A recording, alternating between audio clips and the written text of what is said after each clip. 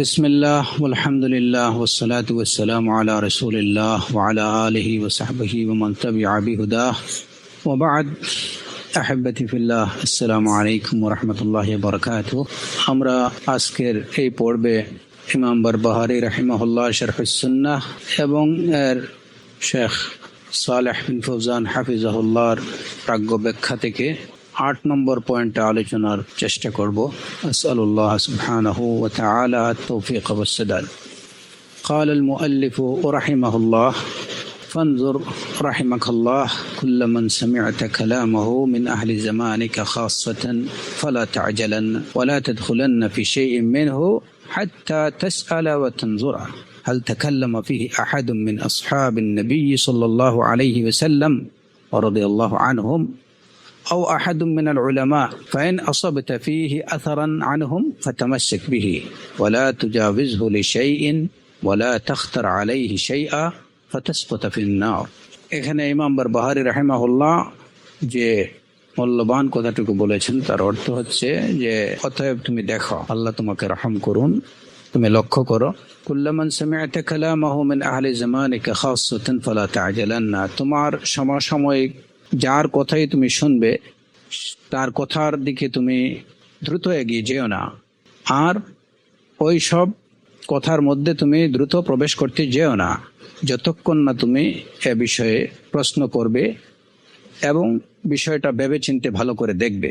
যে যতক্ষণ না তুমি প্রশ্ন করে এবং ভালো করে জেনে নেবে যে এ বিষয়ে রাসূলুল্লাহ সাল্লাল্লাহু আলাইহি ওয়াসাল্লামের সাহাবায়ে কেরামদের মধ্য হতে এ বিষয়ে কেউ কি কিছু বলেছেন, অথবা উলামায়ে কেরামের মধ্য হতে কেউ কি এ বিষয়ে কিছু বলেছেন। যদি ওই কথার সমর্থনে সাহাবায়ে কেরাম কিংবা কোনো উলামায়ে কেরামের কোনো কথা পাওয়া যায়, তুমি পাও, ফাতামাসসাক বিহি, তাহলে তুমি ওইটাকে গ্রহণ করো। ওয়ালা তুজাবিজহু লিশাইইন, এবং যদি এরকম কিছু পেয়ে যাও ওই কথার সমর্থনে সাহাবায়ে কেরামের কারো কোনো কথা কিংবা উলামায়ে কেরামদের মধ্য হতে কারো কোনো কথা যদি পেয়ে যাও, তাহলে সেটাকে তুমি দৃঢ়ভাবে গ্রহণ করো এবং ওইটাকে কোনো অবস্থাতেই তুমি ফেলে যেও না, আর ওইটার উপরে অন্য কোনো কথাকেও তুমি প্রাধান্য দিতে যেও না। ফাতাসকুতা ফিন্নার, নতুবা তুমি জাহান্নামে নিপতিত হবে। এই হলো মূল কথা। তাহলে মূল কথার অর্থটা যেটুকু দাঁড়াচ্ছে যে এখানে ইমাম বারবাহারী রাহিমাহুল্লাহ অত্যন্ত আন্তরিকতার সাথে সামিঈন কারি যারা আছেন তাদের জন্য আল্লাহর কাছে রহমতের দোয়া করে তিনি বলতেছেন যে যখন তুমি কারো কত কথা শুনবে, তোমার সমসাময়িক তোমার সময়ের কেউ কোনো ডাক দিল, কেউ কোনো আহ্বান জানালো, ওইটার প্রতি তুমি দ্রুত এগিয়ে যেও না এবং ওইটাকে দ্রুত তুমি গ্রহণ করতে যেও না, ওই পথে তুমি তাড়াহুড়ো করে প্রবেশ করতে যেও না যতক্ষণ না তুমি এই বিষয়টা ভালো করে জেনে নেবে। তুমি জেনে নেবে কি জানবে? তুমি জানবে এই বিষয়টা যে ওই তোমার সমসাময়িক ওই লোকটা যে কথাটি বলছেন তার কথার সপক্ষে বা তার কথার সমর্থনে রাসূল সাল্লাল্লাহু আলাইহি ওয়াসাল্লামের সাহাবায়ে কেরামদের কোনো কথা আছে কিনা, কিংবা প্রকৃত উলামায়ে কেরামের মধ্য হতে কোনো আলেমের কোনো কথা এ বিষয়ে এর সপক্ষে বা সমর্থনে আছে কিনা। যদি এরকম কিছু পেয়ে যাও তাহলে সেটাকে গ্রহণ করো এবং কোনো অবস্থায় ওইটাকে বাদ দিও না এবং ওই কথার উপরে অন্য কোনো কথাকে প্রাধান্য দিতে যেও না, নতুবা তুমি জাহান্নামে নিপতিত হবে। প্রথমত আমরা যদি ইমাম বারবাহারী রাহিমাহুল্লাহর এই কথার এই যে ইবারতটুকুর দিকে যদি লক্ষ্য করি, তাহলে একটা বিষয় প্রথমে দেখেন, খেয়াল করেন যারা আরবি জানেন, যে ফানজুর, এই ফাটা আসলে ফানজুরের ফা, এটা পিছনের একটা বিষয়ের সাথে সম্পর্কিত। এই পিছনে তিনি যে কথাগুলো বলেছেন ওই কথাগুলোর প্রেক্ষিতেই এইটুকু বলা ফানজুর। পিছনের এই যে সপ্তম পয়েন্টটাতে আমরা যে কথাটি গত সেশনে আলোচনা করেছি, সেখানে ইমাম বারবাহারী রাহিমাহুল্লাহ বলেছিলেন যে তুমি ছোট ছোট নব আবিষ্কৃত বিষয় বা ছোট বিদআতগুলো থেকে তুমি বেঁচে থাকো, এইগুলার বিষয়ে সতর্ক এবং সাবধান থেকো, কারণ এই ছোট বিদআতগুলোই যখন বারবার করা হয় তখন এটা অনেক বড় হয়ে যায়। আর দুনিয়াতে যত বিদআত দেখা দিয়েছে উম্মার মধ্যে, সেটা প্রথম দিকে এটা আকারে এইভাবে ছোটই ছিল, খুব ছোট বিদআত সাগীরা ছিল, দেখতে অনেকটা হকের মতোই মনে হতো। হ্যাঁ, কিন্তু এই বিদআত, এই ছোট বিদআতটাই যখন মানুষ বারবার প্র্যাকটিস করতে থাকলো, হ্যাঁ, তো এই প্র্যাকটিস দেখে অনেকেই পরবর্তীতে প্রতারিত হলো এবং তারা এটাকে দিন মনে করে পালন করতে থাকলো। এরপরে এই বিদআতটাকে তারা দিনই বিষয় বা দিন হিসাবে তারা গ্রহণ করে নিয়েছে। এখান থেকে আর এই বিদআত থেকে আর বেরিয়ে আসতে পারেনি। এইভাবে বিদআত যখন বড় হয়ে গেছে, একটা ছোট বিদআত বারবার করতে করতে এটা অনেক সময় যখন বড় আকার ধারণ করে নেয় বা এটা বড় বিদআতে মুকাফফিরার দিকে নিয়ে যায়, হ্যাঁ, তখন মানুষ ইসলাম থেকে বেরিয়ে পড়ে, খারিজ আনিল ইসলাম হয়ে যায়। তো যেমন এর এর এর একটা উদাহরণ ছিল, একটা স্পষ্ট উদাহরণ খাওয়ারিজদের উদাহরণ। খাওয়ারিজরা মূলত এই যে আলী এবং মুআবিয়া রাদিয়াল্লাহু আনহু, তারা যখন দুজনেই একটা চুক্তিতে উপনীত হওয়ার পথে বা উপনীত হয়েছেন, হ্যাঁ, যে দুই পক্ষেরই দুইজন বিচারক নিয়োগ করবেন এবং বিষয়টার ফয়সালা তারা করবেন, এই সিদ্ধান্তে যখন তারা উপনীত এবং তাদের মধ্যে সৃষ্ট যে সমস্যা, সেই সমস্যাটা যখন নিরসনের পথে, তখনই আলী রাদিয়াল্লাহু আনহুর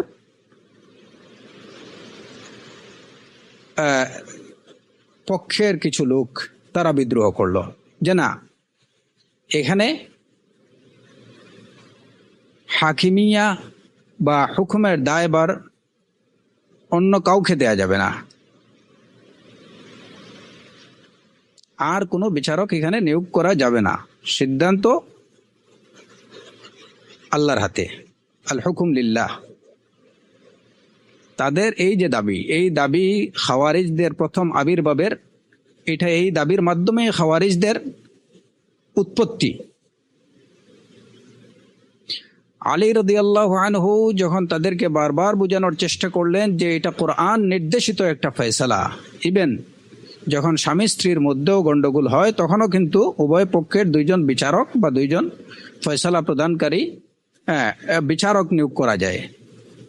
ফাবআসু হাকামান মিন আহলিহি ওয়া হাকামান মিন আহলিহা,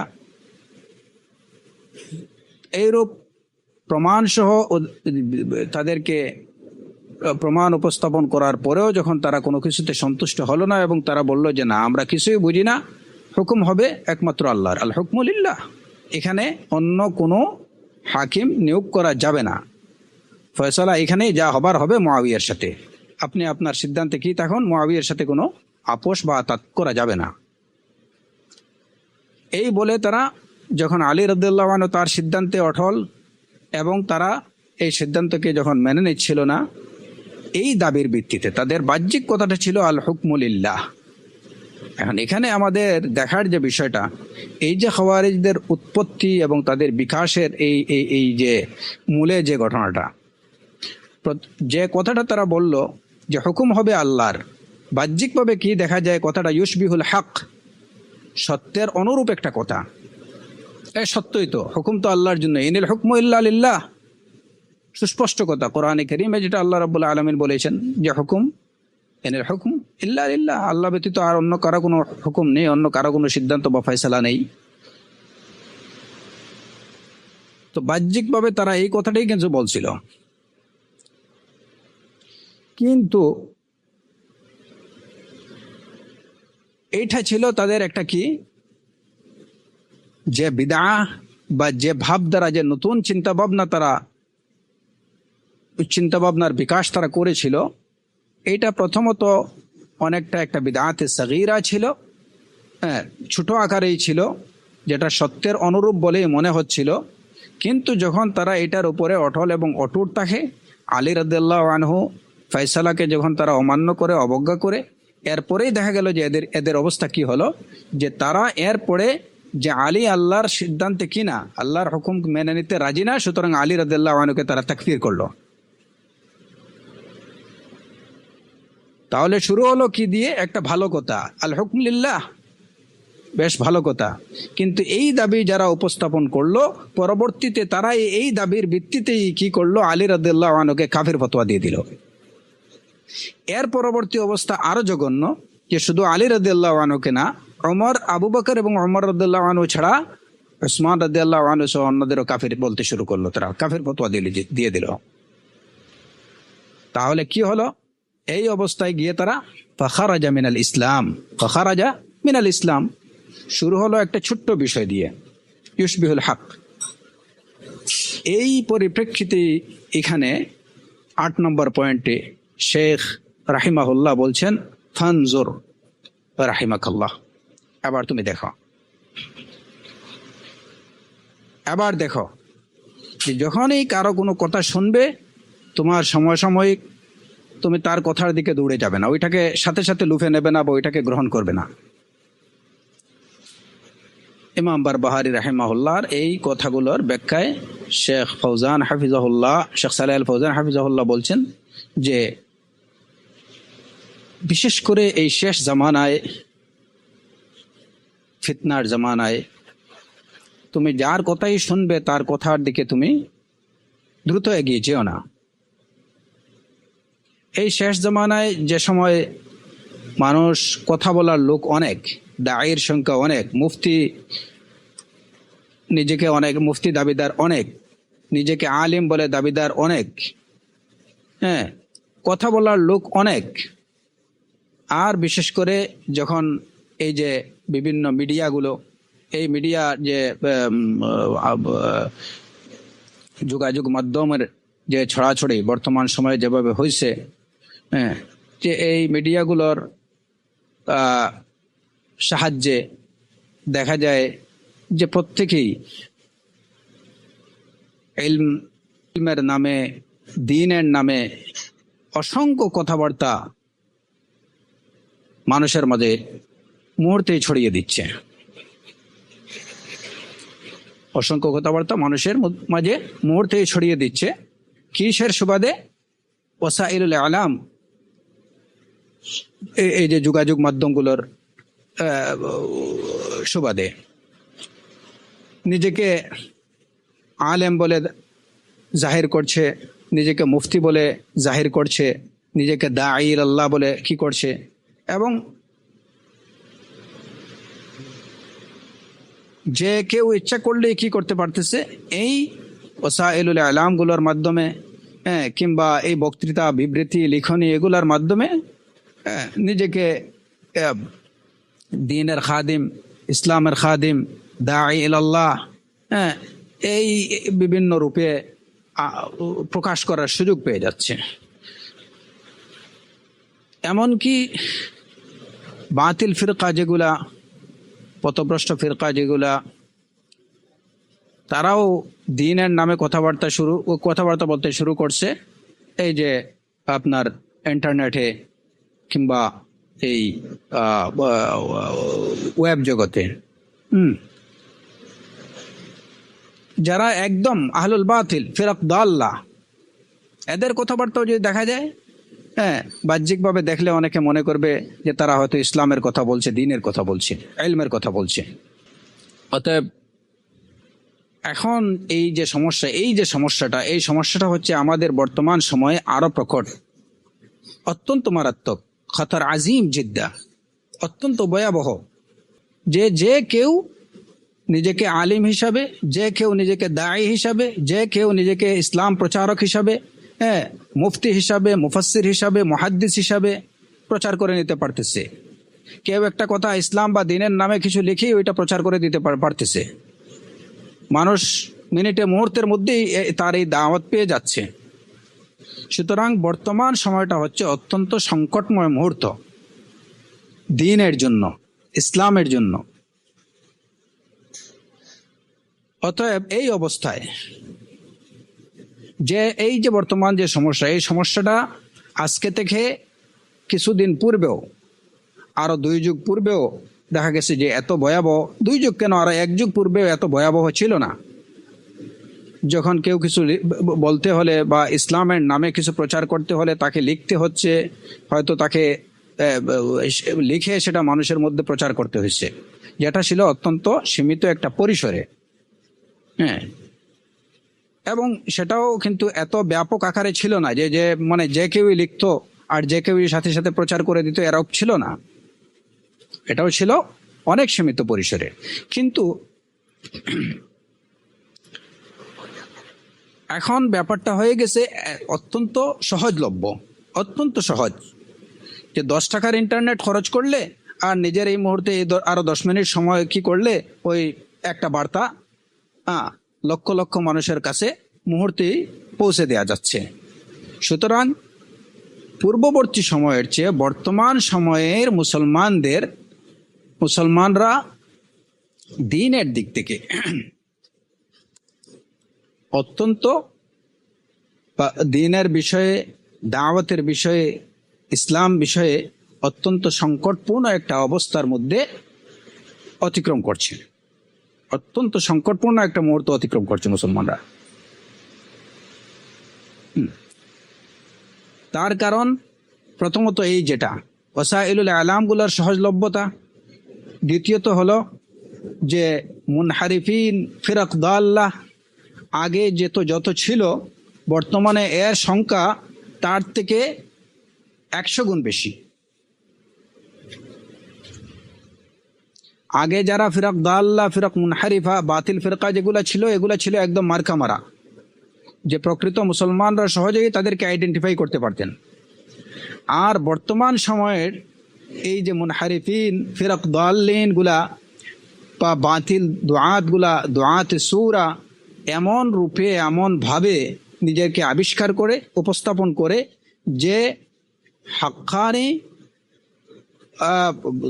আলেম তালিবুল ইলম ছাড়া যে সাধারণ মানুষ খুব সহজে, কিংবা লেখাপড়া জানা যারা দিন শিখতেছে, দিন চর্চা করছে, এরূপ গুটি কতক মুসলমান ছাড়া এদেরকে অন্য কেউ, সাধারণ মানুষদের জন্য সহজে এদেরকে আইডেন্টিফাই করা এটা খুবই কঠিন হয়ে গেছে।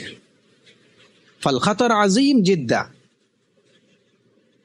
আপনি দেখবেন যে এই যে ইরানের শিয়ারা, তাদের আরবি ওয়েবসাইটগুলো যদি দেখা যায়, তো অনেক সময় আমি দেখছি যে ওই যে আমাদের বাংলাদেশের ওই কওমি মাদ্রাসায় যে সমস্ত ছাত্ররা পড়ে, তো তারা মনে করে যে অনেক সময় যে ওই যে সমস্ত ছেলেরা হয়তো কিছু লেখাপড়া করতে চায় বা আরবি শিখতে চায়, অনেক সময় দেখা গেল ও বুঝতেছেই না যে এটা একটা শিয়া সাইট। ওইখানে কালামুল্লাহ, কালামুর রাসূল সাল্লাল্লাহু আলাইহি ওয়াসাল্লাম, হাদিসুর রাসূল সাল্লাল্লাহু আলাইহি ওয়াসাল্লাম বেশ সুন্দরভাবে কি করছে।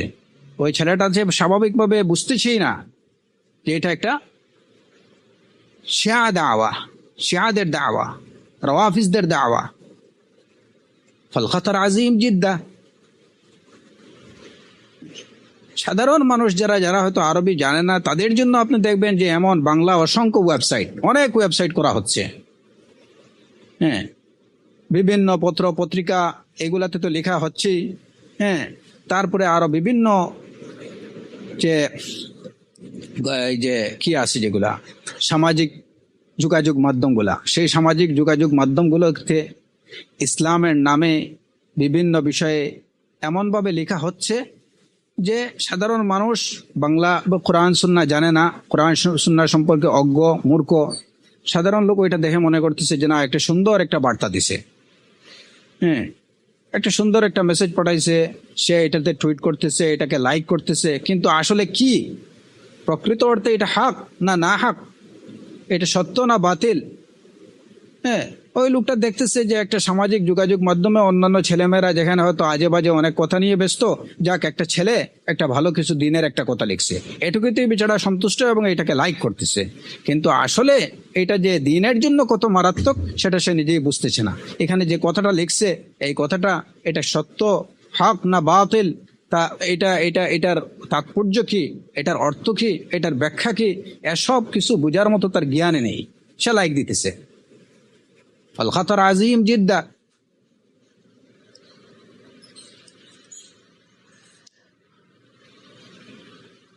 এই অবস্থায় আমাদের করণীয় কি? শেখ সালেহ আল ফৌজান হাফিজাহুল্লাহ ওয়া রাআহ তিনি বলছেন, ফাআলাইকা আইয়ুহাল মুসলিম ওয়া তালিবুল ইলম বিযাত আন তাতাসাব্বাতা ওয়া লা তাস্তাজিল মা'a কুল্লি মা তাসমা।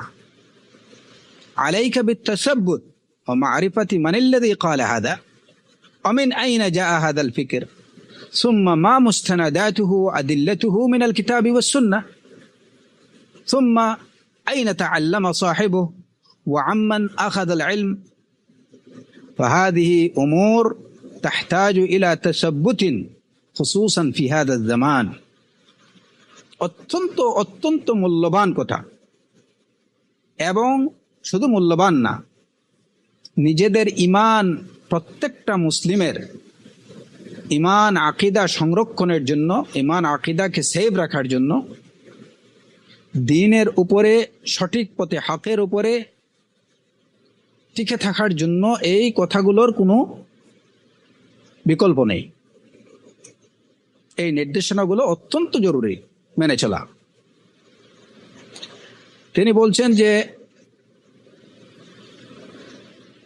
সাধারণভাবে মুসলমানকে লক্ষ্য করে একজন মুসলিমকে উদ্দেশ্য করে তিনি বলছেন যে তুমি মুসলিম এবং বিশেষ করে তালিবুল ইলম যারা তোমার করণীয় হচ্ছে যে তুমি ভেরিফাই করবে যখন তোমার কাছে ইসলামের নামে দ্বীনের নামে কোনো কথা আসবে কোনো মেসেজ আসবে তোমার কাজ হচ্ছে ওইটাকে ভেরিফাই করা তুমি ওইটা খুঁজবে ওইটা তাহকিক করবে ওয়ালা তাস্তাজিল মা কুল্লি মা তাসমা যা শুনলে ওইটার দিকে তুমি দৌড়ে ওইটার দিকে অগ্রসর হবে না দ্রুত অগ্রসর হবে না কাজ হচ্ছে ওই দিকে যাওয়ার আগে ওইটাকে গ্রহণ করার আগে বিষয়টাকে ভালো করে ভেরিফাই করা এটাকে ভালো করে জাস্টিফাই করা জানতে হবে যে এই যে আমার কাছে যে মেসেজটা আসলো এই মেসেজটা আমাকে কে দিল এই কথাটুকু কে বলল সে কে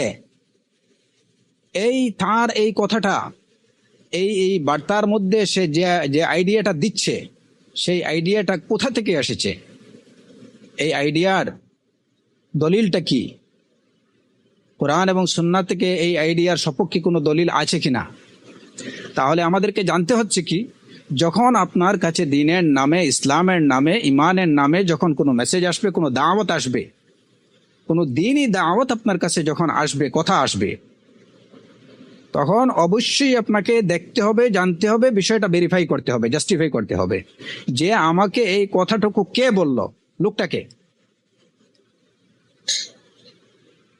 যে দাওয়াতটা দিল এর মধ্যে এই দাওয়াতের মধ্যে যে বিষয়বস্তুটা আছে সেই বিষয়বস্তুটার কোথা থেকে আসলো এর উৎপত্তি এর সূত্রটা কি এর দলিলটা কি কোরআন এবং সুন্নাতে এর কোনো দলিল আছে কিনা যে আমাকে ওই দাওয়াতটা দিল ওই লোকটা কোথায় সে জ্ঞান অর্জন করেছে কার কাছ থেকে জ্ঞান অর্জন করেছে এই বিষয়গুলো আমাকে প্রাথমিকভাবে অবশ্যই ভালো করে জেনে নিতে হবে তারপরে ওই কথা গ্রহণ করা কিংবা না করার প্রশ্ন এখন আমাদের সমাজের চিত্র যদি আমরা দেখি এটা অত্যন্ত দুঃখজনক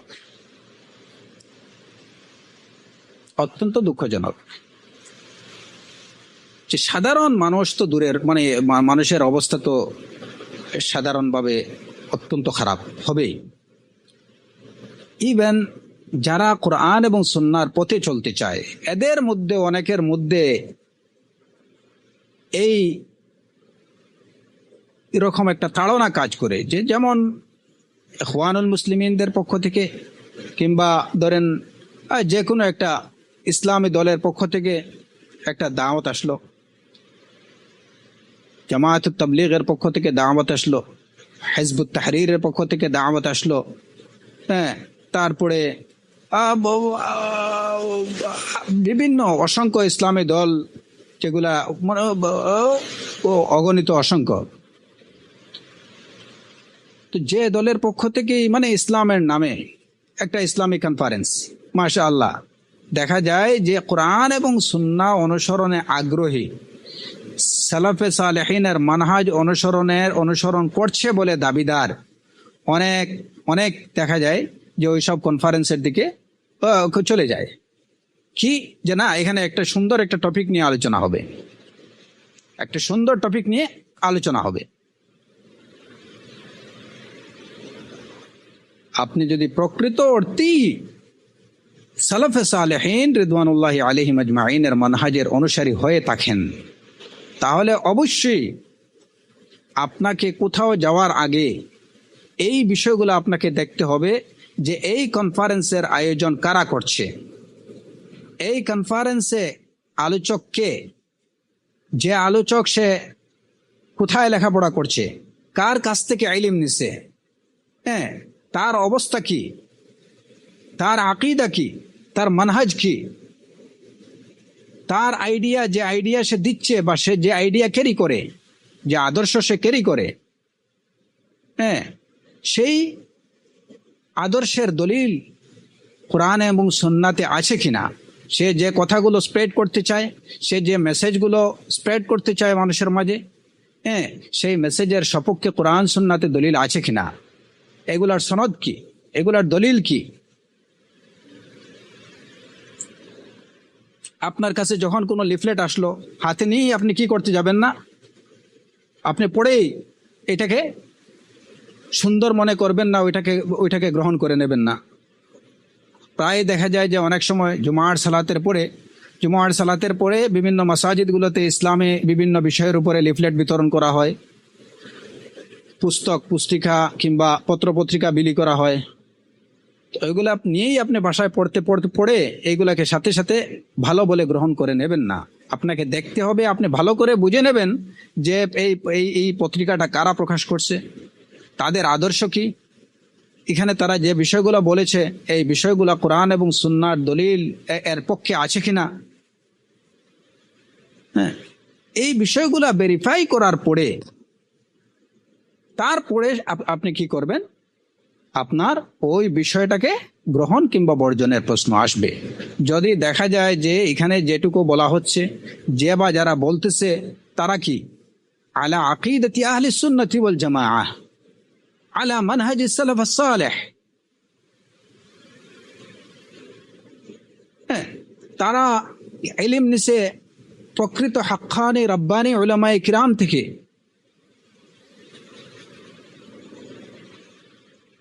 এবং তাদের এই কথাগুলো মুস্তামিদ মিনাল কিতাবি ওয়াস সুন্নাহ, কোরআন এবং সুন্নাহ থেকে গৃহীত। তাদের এই কথাগুলোর দলিল আছে, সনদ আছে, কেবল তখনই আপনি ওইটাকে গ্রহণ করবেন। ফাতামাসসাক বিহি, তখন আপনি ওইটাকে গ্রহণ করবেন এবং ভালোভাবে গ্রহণ করবেন। আর নতুবা আপনার কাজ হলো এটাকে পিঠের পিছনে ছুঁড়ে মারা। সুতরাং দ্বীনি বিষয়ে আমাদের সাধারণ মানুষরা কেন এই সত্যটুকু বুঝে না? খুব সহজ বিষয়, যে আজকে আমরা দেখি, যেমন আমাদের বাংলাদেশের প্রেক্ষিতে, আপনি যদি ঢাকাতে কিংবা যে কোনো জায়গায় এক কাঠা জমি কিনতে যান, তো এক কাঠা জমির মূল্য না হয় মনে করলাম 1 কোটি টাকা, সেই মাত্র 1 কোটি টাকার সম্পদ কিনতে যাবেন, কিংবা আপনি 100 কোটি টাকার বা 1000 কোটি টাকার সম্পদ, মাত্র এই টাকার সম্পদ কিনতে যাবেন, তখন দেখা যায় যে এর আগে কত ধরনের জাস্টিফিকেশন, কত ধরনের ভেরিফিকেশন। এই জমির কাগজপত্র একদম ওই 1950 ইংরেজি থেকে নিয়ে আপ টু ডেট সব কিছু আছে কিনা, হ্যাঁ, জায়গার দাগ, খতিয়ান, মিউটেশন, হ্যাঁ, তারপরে এই সব কিছু ঠিক আছে কিনা। আবার আপনি উকিল নিয়োগ করবেন, যে আপনি একটা পত্রিকাতে বিজ্ঞপ্তি দেন, যদি এই জমি নিয়ে কারোর সাথে কোনো ধরনের কন্ট্রাক্ট হয়ে থাকে, তাহলে যেন 7 দিনের মধ্যে বা 14 দিনের মধ্যে আপনার কাছে সব কিছু নিয়ে আসে। মানে আপনি এই জমিটার সত্যতা যাচাইয়ের জন্য যা যা করার আপনি সব কিছুই করেন। এটা কিসের জন্য? মাত্র 1 খণ্ড জমির জন্য, মাত্র 1 খণ্ড জমির জন্য। টাকা পয়সা শ্রম, যখন আপনি সব কিছু, আপনার একাধিক উকিলও অনেকে নিয়োগ করে থাকে, নিজেদের কনসালটেন্সি ফার্ম থাকে, হ্যাঁ, বা প্রাইভেট যাদের কি থাকে, হ্যাঁ, অ্যাডভোকেট থাকে, তাদের পরামর্শ নিয়ে ওরা যখন ছাড়পত্র দেবে যে আমরা সব কিছু ভালো করে ভেরিফাই করছি, সব কিছু ঠিক আছে, আপনি এখন কন্ট্যাক্ট করতে পারেন, তখনই ভদ্রলোক একটা ডিড করতে যায়। যদি দেখা যায় যে কোথাও কোনো গড়মিল আছে, তাহলে না, এটা করা যাবে না, এই জমি নেওয়া যাবে না। তারপরেও কি কাগজপত্র সব কিছু দেখার পরে এবার কি, যে আপনি জায়গার যেভাবে আপনার এখানে কাগজে বর্ণিত আছে সেভাবে আপনি আমার জায়গা আমাকে পজিশন আপনি দিচ্ছেন কিনা, দখল সমঝিয়ে দিতে হবে, যে আপনার কথা এবং কাজে মিল আছে কিনা সেটাও আমাকে দেখতে হবে। এখন দেখা গেল ভদ্রলোকের কাগজপত্র সব ঠিক আছে, কিন্তু জায়গায় মানে জমির পজিশন ওনার হাতে নেই, উনি পজিশন সমঝিয়ে দিতে পারতেছে না, তাহলে কিন্তু ভদ্রলোক জমি কিনবে না। তাহলে কি দেখা যাচ্ছে, সামান্য একটু দুনিয়া, একটু একখণ্ড জমি, গোটা দুনিয়ার মূল্য যেখানে আল্লাহ রাব্বুল আলামিনের কাছে একটা মাছির ডানার সমপরিমাণও না, সেখানে আপনার একখণ্ড জমি মাত্র কিনবেন আপনি, অথচ আপনি কত শ্রম, সময়, মেধা, অর্থ এর পিছনে ব্যয় করছেন, তারপরে যদি আপনি স্যাটিসফাইড হচ্ছেন তখন আপনি এটা কিনতে যাচ্ছেন, আর নতুবা না। যে জমিটা রেখে আজকে হোক আর নতুবা আরো 50 বছর পরে হোক বা 100 বছর পরে হোক আপনাকে ছেড়ে চলে যেতে হবে, এবং যে জমি আপনাকে আপনার এরপরে দুনিয়া থেকে চলে যাওয়ার পরে কোনো ধরনের কাজ দেবে না। ইয়াউমা লা ইয়ানফাউ মালুন ওয়ালা বানুন ইল্লা মান আতাল্লাহা বিকলবিন সালিম। তো এই একটা তুচ্ছ বিষয়ের ব্যাপারে আপনি এত সতর্কতা, এত অ্যালার্ট, এত সতর্কতা অবলম্বন করেন, সেখানে আপনার দিন, সেখানে আপনি আপনার দিনের ব্যাপারে কেন এত উদাসীন, যে আপনাকে যে কেউ কিছু দিনের নামে দিয়ে দিল, বাস প্যাকেটে ঢুকে আপনি বললেন সামিআনা ওয়া আতানা, মাশা আল্লাহ মুমতাজ, মাশা আল্লাহ জাইয়িদ জিদ্দা, হ্যাঁ, একটা কনফারেন্স হচ্ছে চমৎকার, হ্যাঁ, একদম একদম মডার্ন একটা আইডিয়া দিছে, এটা এটা এটা এটা কোনো বুদ্ধিমানের কাজ হতে পারে বা বুদ্ধিমানের কথা হতে পারে? খাল্লা খাল্লা ওয়ালফু খাল্লা, এটা কখনো হতে পারে না। এর থেকে দিনের বিষয়ে আপনি যতটুকু কনসাস, এর থেকে সহস্র গুণ বেশি আপনাকে আরো বেশি সিরিয়াস, আরো বেশি সতর্ক হওয়া দরকার। আপনার দুনিয়ার ব্যাপারে আপনি যতটুকু, এর থেকে সহস্র গুণ বেশি সতর্ক হওয়া দরকার আপনার দিনের ব্যাপারে, কারণ এই দিনটি হচ্ছে আপনার প্রকৃত সম্পদ, এই দিনটাই হচ্ছে আপনার প্রকৃত সম্পদ। সেই সম্পদের ব্যাপারে আপনি জমির ব্যাপারে গিয়ে উকিলকে জিজ্ঞেস করতে যাবেন, আমার কাগজপত্র দেখে একটু বলে দেন তো এটা, এগুলো সবকিছু ঠিক আছে কিনা। আপনার দিনের ব্যাপারে একটা মেসেজ আসতেছে আপনার কাছে, যেটা নিয়ে আপনাকে কবরে যেতে হবে, যেটা নিয়ে আপনাকে আল্লাহ জাল্লা ওয়া আলার সামনে আপনাকে হাজির হতে হবে, আপনি সেটার সম্পর্কে কাউকে জিজ্ঞেস করবেন না যে আমার কাছে এই বার্তা এসেছে, এটাকে আমি গ্রহণ করব না বর্জন করব, আপনি একটু দেখে দিন। অথচ কোরআনে কারিমে আল্লাহ তাবারাকা ওয়া তাআলা সুস্পষ্টভাবে নির্দেশ দিয়েছেন, ফাসআলু আহলায যিকর ইন কুনতুম লা তা'লামুন, ফাসআলু আহলায যিকর ইন কুনতুম লা তা'লামুন বিল বাইয়িনাতি ওয়াজ যুবর। তো এটা কোনো বিবেক সম্পন্ন, ন্যূনতম জ্ঞান সম্পন্ন কোনো মানুষ এরূপ কাজ করতে পারে না, যে আমার কাছে, তার কাছে দিনের বিষয়ে কোনো আবেদন আসলো, দিনের নামে কোনো দাওয়াত আসলো, সে সাথে সাথে সেটাকে গ্রহণ করবে। এটা কখনো হতে পারে না। তাকে কমপক্ষে এই যে এখানে যে বিষয়গুলা বলা হলো, কে বলছে, কি বলছে, এর দলিল কি, সে কার থেকে ইলম নিছে, কার কাছে লেখাপড়া করছে, হ্যাঁ, এই বিষয়গুলো অবশ্যই তাকে জানতে হবে। এখন খুব সুন্দরভাবে কেউ সাজিয়ে গুজিয়ে একদম মানে কথার মারপেচ দিয়ে, হ্যাঁ, যত সুন্দরভাবে এই বিষয়টা উপস্থাপন করা হোক না কেন, আপনি তাতে কোনোভাবেই আপনার প্রতারিত হওয়ার কথা না, যত সুন্দরভাবে বিষয়টাকে উপস্থাপন করা হোক না কেন। দেখা যায় যে অনেক দায়ী আছে, হ্যাঁ, অনেক এই যে ইসলামের নামে অনেক বক্তা, যাদের নামের পিছনেই লেখা থাকে বা আগেই লেখা থাকে সুললিত কণ্ঠস্বরের অধিকারী, বা এই যে আপনার বিশিষ্ট চুক্তিবাদী কিংবা যুক্তিবাদী, হ্যাঁ, এই সব নানা ধরনের মানে হাস্যকর যত কি আছে আপনার ডেজিগনেশন ওইটা লিখে রাখে, এবং তাদের কথাবার্তার যেভাবে তারা যুক্তি দিয়ে বিষয়গুলো উপস্থাপন করে, এতে সাধারণ মানুষকে খুব সহজেই তারা তাদের জালে আবদ্ধ করতে পারে। কিন্তু হ্যাঁ মুসলমান, আপনাকে অবশ্যই সতর্ক থাকতে হবে যে এই দিন সুললিত কণ্ঠের দ্বারা এই দিন পরিচালিত হয় না, এই দিন যুক্তির দ্বারা পরিচালিত হয় না, এই দিন চুক্তির দ্বারা পরিচালিত হয় না।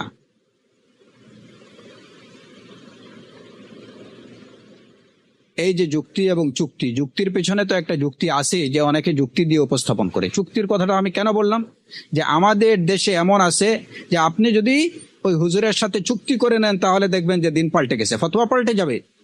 এবং যে কথাটা আমি মনে হয় ইতিমধ্যে এর আগে উল্লেখ করেছি, যে এমন অসংখ্য নজির আমার কাছে আছে যে এই দেশে হুজুররা চুক্তির বদলে, বিভিন্ন কোম্পানির সাথে চুক্তির বদলে অনেক হারামকে হালাল ফতোয়া দিচ্ছেন, আর এখনো অনেকে দিয়ে যাচ্ছে, যে সম্পর্কে আপনারা অনেকেই অবগত আছেন। অনেক হারামকে, অনেক ফাহিশাকে এই দেশের নামদারি অনেক আলেমরা চুক্তির বদলে ইসলামের লেভেল লাগিয়ে দিচ্ছে ওইটাতে। হ্যাঁ, এগুলা ঠিক আছে। আমাদের সুস্পষ্ট কথা হলো যে দ্বীনে ইসলাম এটা কমপ্লিটলি, পরিপূর্ণরূপে বেসড আপন দ্য কোরআন আর সুন্নাহ।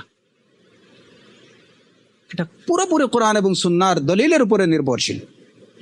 এইটা ফাহমে সালাফ সালেহের উপরে নির্ভরশীল।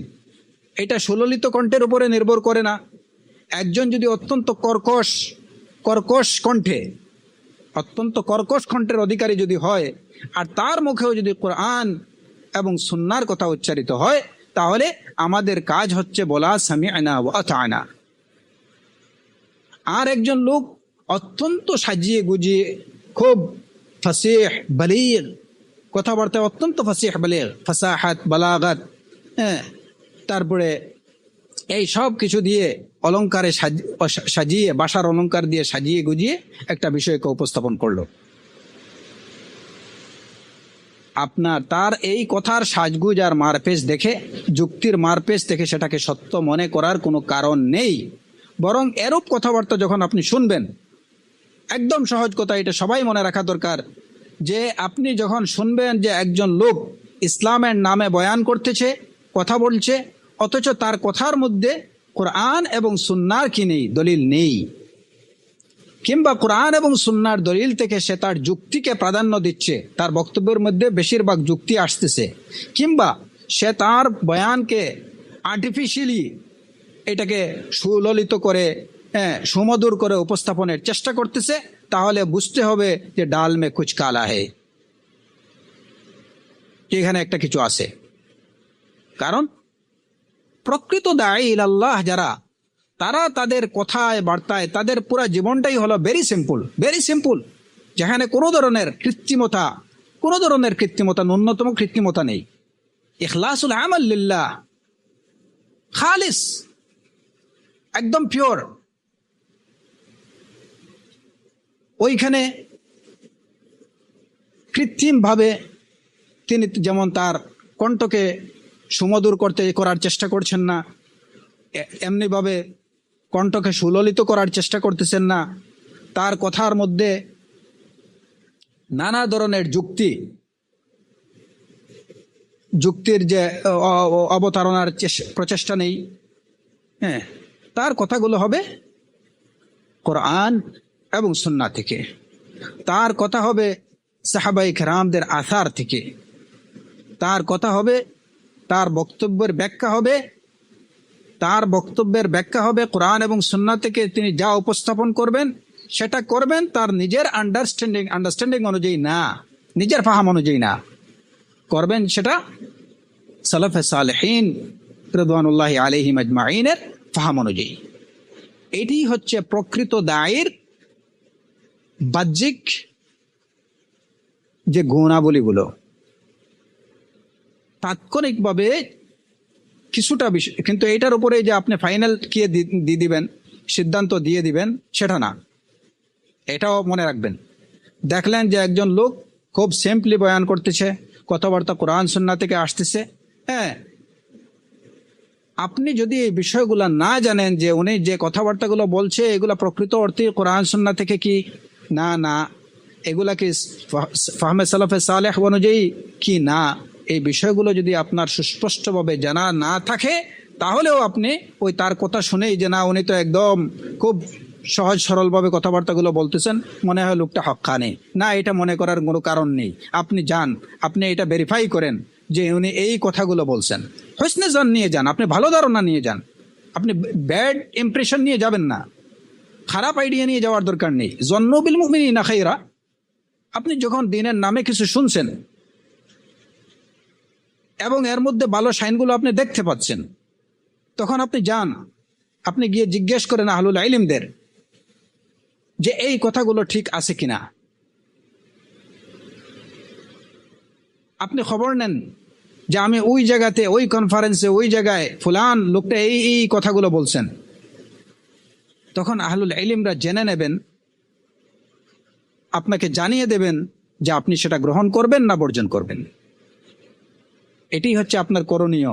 যদি আমরা আমাদের দিনকে, যদি আমাদের ইমান আকিদাকে যদি আমরা প্রকৃত অর্থে সংরক্ষণ করতে চাই, এটাকে যদি এটার সেফটি যদি আমরা চাই, তাহলে এর কোনো বিকল্প আমাদের কাছে নেই। ফিকহুল মুআসিরের নামে কোনো কনফারেন্স হইলেই অনেক ইখওয়ানদের দেখা যায় যে তারা একদম পাগল হয়ে গেছেন, যে না একদম সমসাময়িক একটা বিষয়ের উপরে একটা কি হবে, কি সমসাময়িক। কোরআন এবং সুন্নাহ তো সবসময় সমসাময়িক। কোরআন এবং সুন্নাতে বর্ণিত যা কিছু আছে সবই তো সবসময় এগুলো সমসাময়িক। এগুলা কি পুরাতন হয়ে গেছে?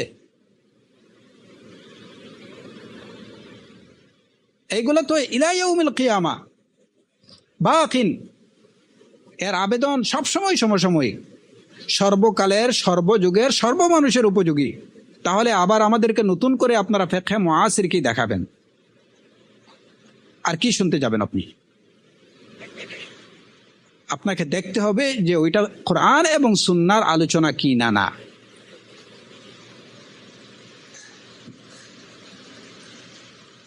অতএব এই ধরনের তর্কবাগিশ কিংবা এই যে সুন্দরভাবে উপস্থাপনকারী কথার ফুলজুড়ি যার মুখ থেকে উড়ে, এগুলো শুনে আপনারা কখনো বিভ্রান্ত হবেন না। বরং এইরকম এইরকম বিষয়গুলো যখন কোনো দায়ের মধ্যে, কোনো বক্তার মধ্যে আপনারা দেখবেন, তখন সেখানে তার বিষয়ে নেগেটিভ কিছু চিন্তা করার অবকাশ থেকে যায়। তার বিষয়ে নেগেটিভ কিছু চিন্তা করার অবকাশ থেকে যায়। তারপরেও আমাদের প্রয়োজন নেই তার সম্পর্কে খারাপ ধারণা করার, যতক্ষণ না আমরা এটা ভেরিফাই করব। গানের সুরে ওয়াজ করতেছে, ওইখানে ভালো সাইনার কি পাওয়া যায় এটা আপনার বিবেকই বলে দেবে। আমাদের দেশে সুবহানাল্লাহ দেখা যায় যে এই ধরনের বক্তাকে মানুষ 40,000 50,000 অ্যাডভান্স দিয়ে রাখে, যে আগামী বছর জানুয়ারিতে, আগামী বছর নভেম্বরে আপনি আমাদের ওইখানে 2 ঘন্টা সময় দেবেন।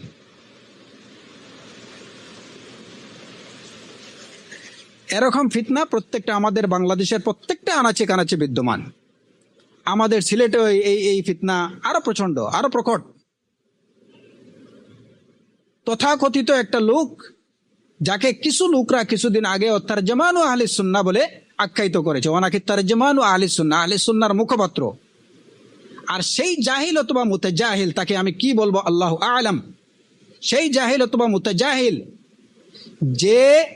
যাকে তারা তারজমানু আহলিস সুন্নাহ পদবি দিয়েছে, ওই লোকটা বলে, তার একটা আকিদা বলতেছে যে আগে হলো মযহাব, তারপরে হলো গিয়ে হাদিস।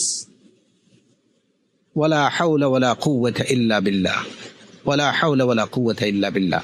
আপনি চিন্তা করেন যে আমরা কোন ফিতনার মধ্যে আছি। এই লোকটার কথার মধ্যে আপনি কোনো ইলম পাবেন না। কোরআন এবং সুন্নাহর উদ্ধৃতি যদি যেটুকু পাবেন এর থেকে 50 গুণ বেশি পাবেন তার কথার মধ্যে যুক্তি।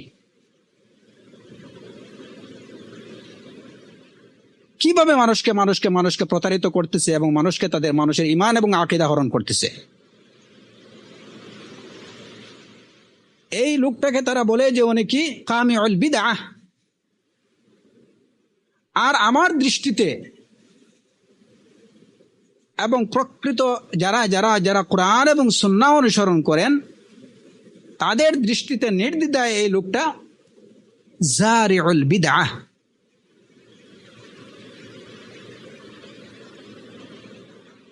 যে লোকটার মুখে উচ্চারিত হতে পারে যে আগে মাযহাব তারপরে হাদিস, মানে এর থেকে বড় স্টুপিড, এর থেকে বড় জাহেল আর কে হতে পারে। এবং আরো অনেক ভয়ঙ্কর কথাবার্তা তার মুখে থেকে উচ্চারিত হয়, কিন্তু এরপরেও কিছু অজ্ঞমূর্খ লোকরা তাকে উপাধি দেয় তরজমানু আহলে সুন্নাহ, তরজমানু আহলে সুন্নাহ। ওয়ালা হাওলা ওয়ালা কুওয়াতা ইল্লা বিল্লাহ। তো আমরা এই ফিতনার সময় আমরা অতিক্রম করছি।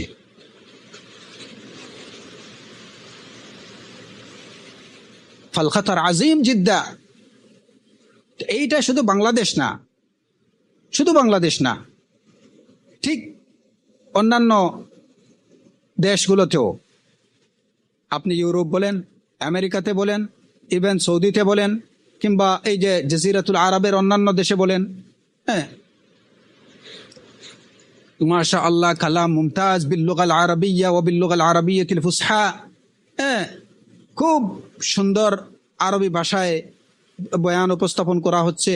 অনেক সময় অনেক ইখওয়ানরা যারা হয়তো আরবি ল্যাঙ্গুয়েজ কিংবা অন্যান্য কিছু চর্চা করতেছে বলতেছে মাশা আল্লাহ আলিম মুমতাজ, শাইখুন কাবীরুন ফাদিল জলিল। লা ইয়া আখি, আবাদান এটা কখনো করবেন না। সব জায়গায় এরকম ফিতনা রয়েছে।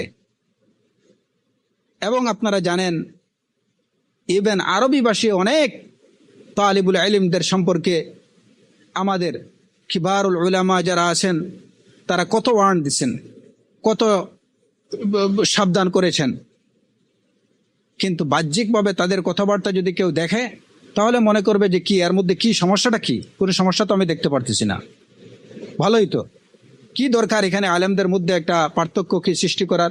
না, আমার কাছে সবাই সমান। এটা একটা ফিতনা। এরা যুক্তি উপস্থাপন করে, না এটা একটা ফিতনা, কি দরকার ওনাকে ভালো মনে হয়, আলিম সবাই তো আলিম। হ্যাঁ, আমরা সবাইকে এক চোখে দেখবো। হ্যাঁ, আমরা লা নুফাররিকু বাইনা আহাদিম মিনহুম, এদের মধ্যে কোনো ফারাক নাই। আলিম কুল্লুহুম ওয়ারাসাতুল আম্বিয়া, সবাই নবীর উত্তরাধিকারী, ওয়ারাসা। আবাদান লাইসাল আমরু কাযালিক, বিষয়টা কখনোই এরূপ না।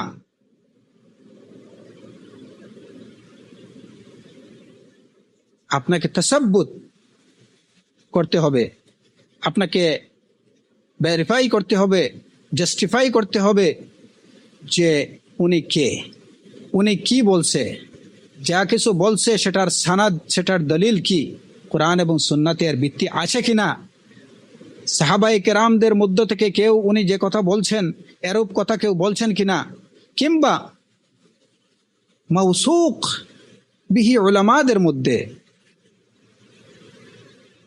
নির্ভরযোগ্য আলেমদের মধ্যে কেউ এরূপ কথা বলছেন কি না।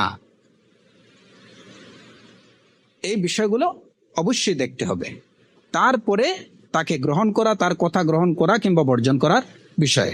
সুতরাং কোনো অবস্থাতেই কি করবেন না, কারো কথা শুনলেই আপনি ওইদিকে দৌড় দিয়ে অগ্রসর হবেন না। কোনো আহ্বান আসলেই ওই পথে ঢুকে যাবেন না। আজকে বিভিন্ন এই যে হাকিমিয়ার নামে কিংবা খেলাফার নামে কিংবা বিভিন্ন এই যে বিষয়ের নামে ইসলামের লেভেলে যে দাওয়াতগুলো মুসলমান শাবাবদের কাছে আসছে, যদি ওইসব তাদের ওই যে মানে তাদের অনলাইন রাইটিংস কিংবা তাদের হার্ডলাইন রাইটিংস যেগুলা, হ্যাঁ, এগুলা যদি পত্র পত্রিকা লিফলেট এগুলা যদি দেখেন, তাহলে দেখবেন কোরআন এবং সুন্নাহর উদ্ধৃতির ছড়াছড়ি অসংখ্য। তো দেখেই কিন্তু আপনি মনে করবেন না যে এখানে যেটা লেখা হচ্ছে কিংবা এরা যে দাওয়াতটুকু দিচ্ছে এটা তো কোরআন এবং সুন্নাহর কথা না, কখনো না। এর আগে আপনাকে মৌলিক ওই বিষয়গুলো ভেরিফাই করতে হবে যে এরা কারা, এরা কারা, এরা কোথা থেকে, এদের আইডিয়া কি, এদের আইডিয়ার উৎস কি, এদের আইডিয়া সমর্থনের দলিল কি, আপনাকে কনফার্ম করতে হবে। তারপরে সেটা হয় আপনি গ্রহণ করবেন। যদি দেখা যায় যে এর পক্ষে সনদ আছে, দলিল আছে, কোরআন এবং সুন্নাহর সালাফদের অভিমত আছে এর পক্ষে, এর সমর্থনে উলামায়ে কেরামের সমর্থন আছে এর পক্ষে, তাহলে আপনি কেবলই তখন এটাকে শক্তভাবে, তখন যদি ধরবেন শক্ত করে ধরবেন যাতে ছুটে না যায়। কারণ সত্যকে ওয়াল হক আহাক্কু আন ইউত্তাবা,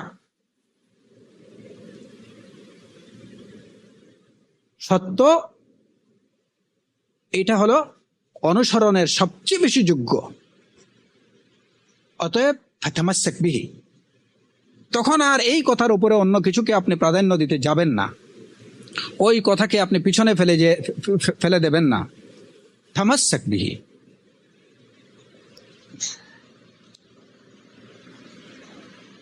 তো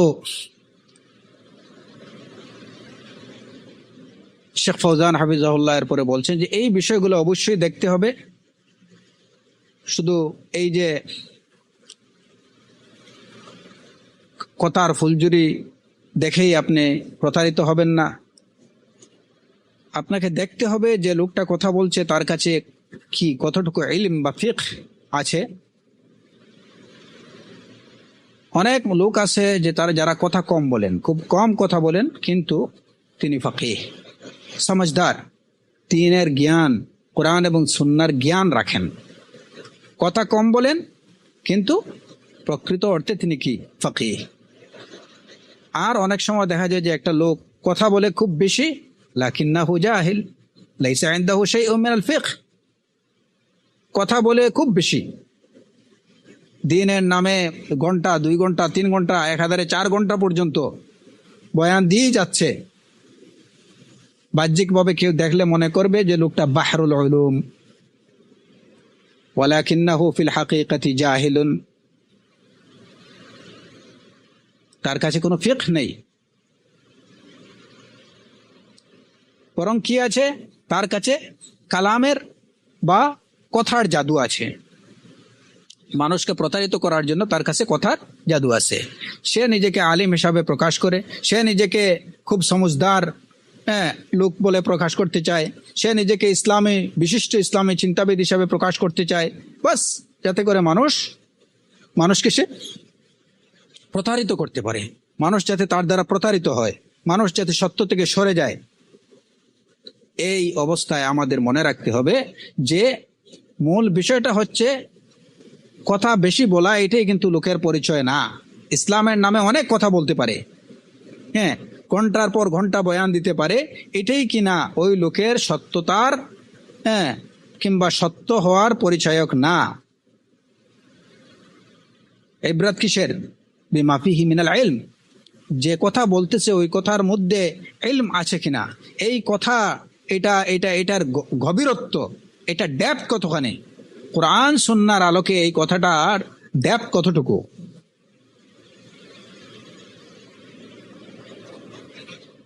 এই কথার মৌলিকত্ব কি, এর মধ্যে কোনো মৌলিকত্ব আছে কিনা, এর মধ্যে ইলম আছে কিনা। তো ইলম থাকা এবং কথার মৌলিকত্ব বা কথার মধ্যে ডেপথ থাকা, ফিকহ থাকা, এটা দিয়েই কিন্তু সত্য, এটাই হচ্ছে সত্যের পরিচয়। অনেক সময় কম কথা এবং অর্থবহ কথা, অনেক ঘন্টার পর ঘন্টা ঘন্টার পর ঘন্টার মানে বয়ান বা আলোচনার থেকেও অনেক অনেক বেশি উপকারী মানুষের জন্য হয়ে থাকে। একজন 4 ঘন্টা বয়ান দিচ্ছে, কিন্তু দেখা যাবে যে শেষ পর্যন্ত তার এখান থেকে 4 কথাও কেউ কোনো মানে শিক্ষণীয় বা গ্রহণযোগ্য কোনো কিছুই নেই, অথচ 4 ঘন্টা মানুষকে একদম মোহাবিষ্ট করে রাখছে। হুজুর বয়ান দিচ্ছেন, একদম মানুষ কোনো লড়াচড়া নেই, সবাই শুনতেছে। এটা হলো সাহরুল কালাম, আর কিছু না। মজলিস থেকে ওঠার পরে যে ভাই 4 ঘন্টা বয়ান শুনলেন কিংবা 2 ঘন্টা বয়ান শুনলেন, হুজুর কি বলল, আল্লাহ আলাম, ওইগুলা তো আসলে এত কিছু খেয়াল রাখিনি। হুজুর বেশ সুন্দর কথা বলছে, খুব ভালো ওয়াজ করতে পারে, হ্যাঁ, আগামী বছরে ওনাকে দাওয়াত দেওয়ার ব্যবস্থা করা হয়েছে, এইটুকুই। হুজুর বলছেন কি, আসলে এত খেয়াল রাখিনি, সে কিছুই বলতে পারতেছে না। আর দেখা গেল যে একজন লোক মাত্র আধা ঘন্টা কিংবা 1 ঘন্টা উনি কথাবার্তা বলছেন। এখান থেকে মজলিস থেকে ওঠার পরে যারা থাকলেন বা যারা শুনলেন, তাদেরকে যদি জিজ্ঞেস করা হয় যে এই মজলিসে কি বলা হয়েছে, তারা A to Z বলে দেবেন যে আজকের আলোচনার বিষয়বস্তু ছিল এইটুকু, এবং এখান থেকে আমরা এই বিষয়গুলো শিক্ষা করছি, এই বিষয়গুলো আমরা জানতে পেরেছি। এই আনসারটা কার মজলিস থেকে, কার মজলিসে উপস্থিতদের মুখে আপনি শুনতে পাবেন? যে লোকের কাছে ফিকহ আছে, ফিকহুদ্দিন, ফিকহুল কোরআন, ফিকহুস সুন্নাহ, ওই লোকের মজলিসে উপস্থিত লোকদের মুখে থেকে আপনি এই আনসারটা পাবেন যে আমরা আজকের মজলিসে এই বিষয়ের উপরে আলোচনা হয়েছে এবং এখান থেকে আমরা এই বিষয়গুলো জানতে পেরেছি। আপনি তাদেরকে যদি 10 দিন পরেও জিজ্ঞেস করেন, সেটা আপনি তাদের মুখে, তাদের অনেকেই সেটা স্মরণ রাখবে, বলতে পারবে ইনশাআল্লাহ। পক্ষান্তরে ওই যে যারা শুধু কালামের বা মানে কথার মাধুর্যে মানুষকে মহাবিষ্ট করে রাখে, হ্যাঁ, এদের মজলিস থেকে ওঠার পরেই যদি জিজ্ঞেস করেন, তাহলে বেশিরভাগের মুখ থেকে আনসার পাবেন যে খুব সুন্দর বয়ান দিতে পারে হুজুর, হ্যাঁ, তার কথাবার্তা খুবই চমৎকার, হ্যাঁ, ওনাকে আগামী বছর দাওয়াতের ব্যবস্থা করা হয়েছে। হুজুর বলছেন কি, আসলে তো এত কিছু খেয়াল নেই আমার, কি বলছে ভুলে গেছি, কিছুই বলতে পারবে না।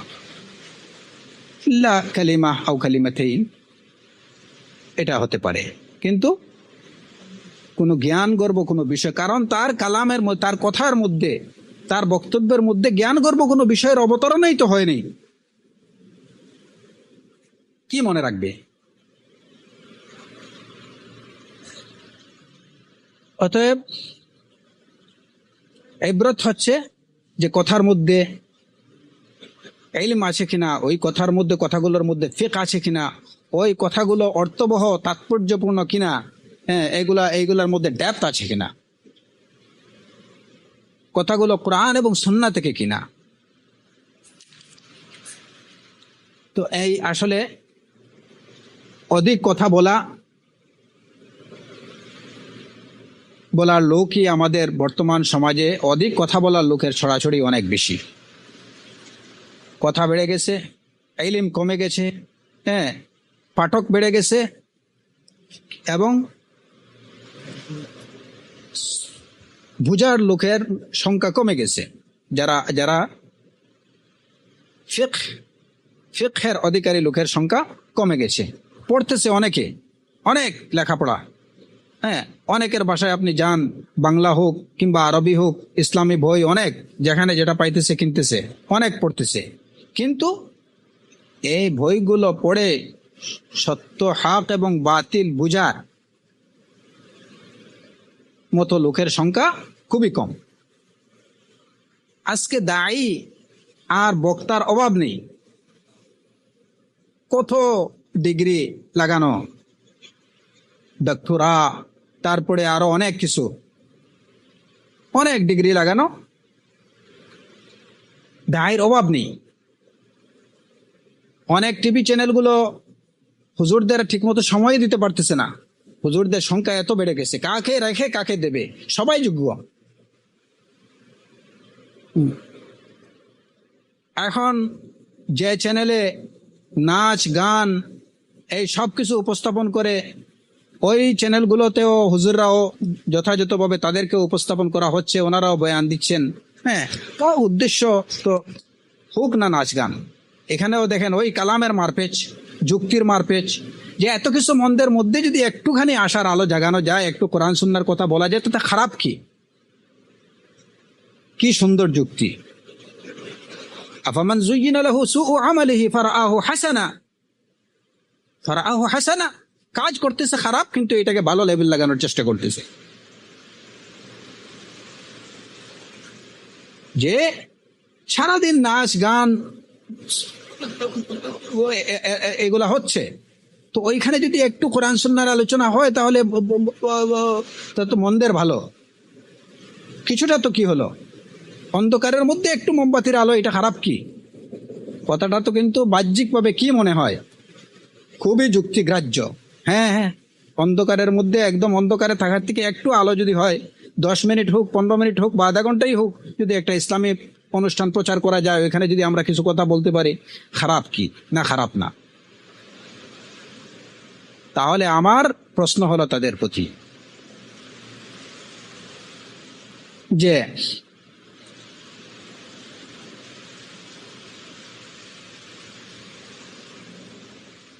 আপনার 5 লিটার দুধ আছে, ওইখানের মধ্যে 2-4 ফোঁটা পেট্রোল অথবা কেরোসিন দিলে খারাপ কি? অসুবিধাটা কি? যেখানে 5 লিটার কি আছে, এখানে এই সামান্য 2-4 ফোঁটা কেরোসিন আপনাকে কি করবে? কোনো ক্ষতি করতে পারবে না, ঢেলে দেন। কারণ ওইখানে তো বালর ছড়াছড়ি, এই সামান্য মন্দটুকু এখানে কি করবে? যেখানে ঝড় বইতেছে ভালোর, তো সেখানে একটু মোমবাতির আলো যদি কেউ জ্বালাতে চায়, সেটাকে নিভিয়ে দেওয়া তো কোনো ব্যাপারই না। 2-4 ফোঁটা কেরোসিন 5 লিটার দুধের মধ্যে কোনো বিষয় না, ছেড়ে দেন।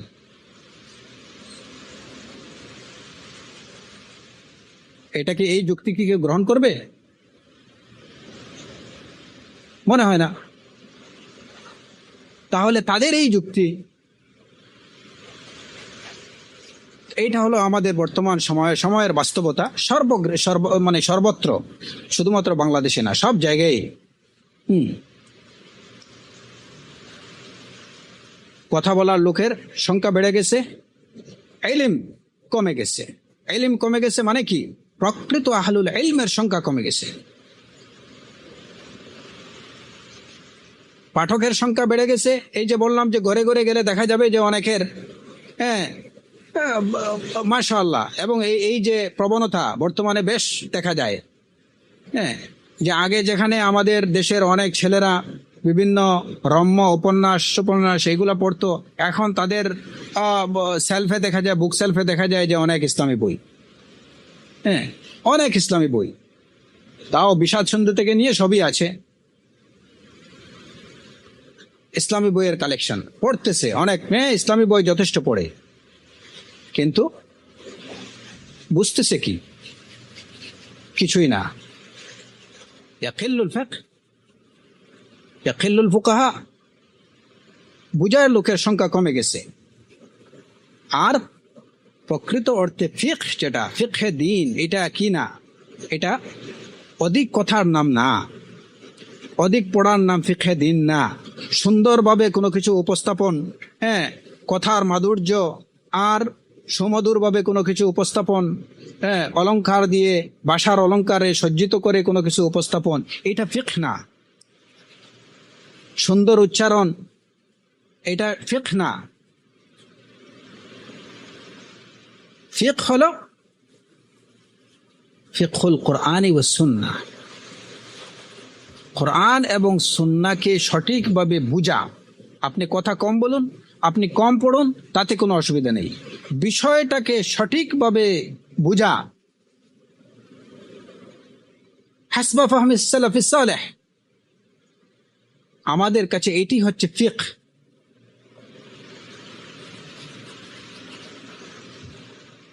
একজন কবি বলেন, ফি যুখরুফিল কাওলি তাযয়িনুন লিবাতিলিহি ওয়াল হক قد يعتريه سوء تعبيري تقول হাদা মুজাজুন নখল তামদাহুহু ওয়া ইন তাশা কুলতা যা কাইউজ জানাবিরি,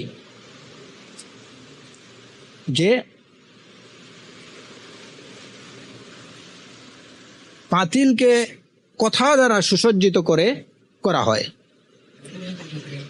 কথা আর ডেকোরেশন দ্বারা পাতিলকে সুসজ্জিত করা হয়। বাতিল বিষয় ওইটাকে ওই যে কথার মারপেচে বিভিন্ন যুক্তি তর্ক দিয়ে অনেকভাবে এটাকে খুব সুন্দরভাবে উপস্থাপন করার চেষ্টা করা হয়। আর অনেক সময় দেখা যায় যে খারাপ উচ্চারণের কারণে সত্যটাও কি হয়ে যায়, বাতিল সাব্যস্ত হয়ে যায়। খারাপভাবে একটা সত্যকে খারাপভাবে বিকৃতভাবে উপস্থাপন করা হচ্ছে, এতে করে ওই সত্যটাও কি হয়ে যায়, সত্যটাকে বাতিল হিসাবে উপস্থাপন করা হয়। আর একটা বাতিলকে সুন্দরভাবে উপস্থাপন করার কারণে ওইটাকে সত্যের আদলে প্রকাশ করা হয়। আপনি যদি খেজুরের রসকে, খেজুরের জুসকে যদি আপনি খেজুরের জুসের যদি প্রশংসা করেন, আপনি প্রশংসা করতে চাইলে বলতে পারেন যে এটা কি খেজুরের জুস, খেজুরের রস। আর যদি ওই একই বিষয়টাকে যদি আপনি কি করতে চান, এটাকে যদি আপনি নিন্দা করতে চান, তাহলে বলবেন এটা তো ওই বিমরুলের কি ভূমি, ওইটা বিমরুলের ভূমি। একটা বিষয়কে যদি আপনি এটাকে প্রশংসা করতে চান বিষয়ের, তাহলে আপনি ওই একই বিষয়ে আসল এটাকে আপনি কি বলতে পারেন যে এটা খেজুরের জুস, খেজুরের রস। আবার ওই বিষয়টাকে যদি আপনি নিকৃষ্ট করতে চান, তাহলে বলতে পারেন যে এটা তো ভিমরুলের ভূমি। এই যে কথার মারপেচ দ্বারা সত্যকে মিথ্যা আর মিথ্যাকে সত্য হিসাবে উপস্থাপন করা যায়।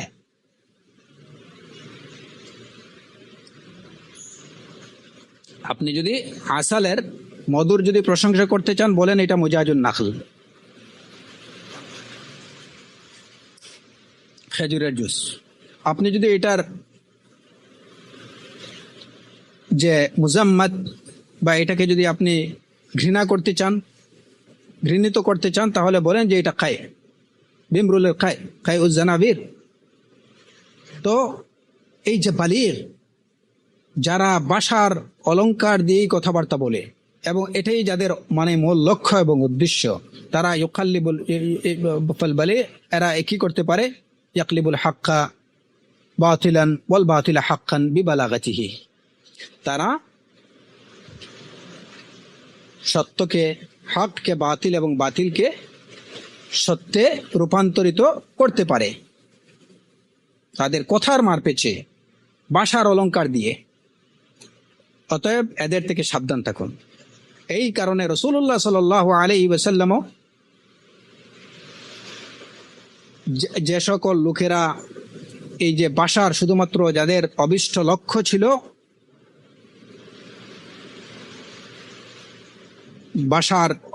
ভাষাকে অলংকৃত করা, বা নিজেকে ফাসিহ বালিগ হিসাবে উপস্থাপন করা, যারা এই যে মানে ভাষা নিয়ে যারা ভাষাই চর্চা করত সব সময়, আর তার কথা নিয়ে যে কিভাবে কথা বলবে এগুলো নিয়ে সে যখন এই যে গরুর মুখের মতো সবসময় তার মুখ ব্যস্ত থাকতো, সবসময় কথা বলতো।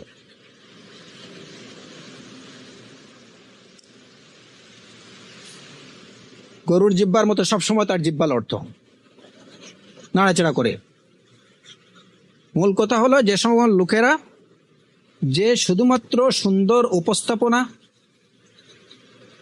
কথার মারপেচ, কিভাবে নিজের কথাকে সুমধুর করা যায়, সুললিত করা যায়, কিভাবে এটাকে মানে বিভিন্ন যুক্তিতর্ক দিয়ে সুসজ্জিত করা যায়, এই সমস্ত বিষয় নিয়ে যারা সব সময় চিন্তারত থাকে কিংবা চর্চা করতে থাকে, এই সমস্ত বিষয় রাসূলুল্লাহ সাল্লাল্লাহু আলাইহি ওয়াসাল্লাম এ ধরনের লোক থেকে সাবধান করেছেন এবং তিনি বলেছেন, ইন্না মিনাল বায়ানি লাসিহরা,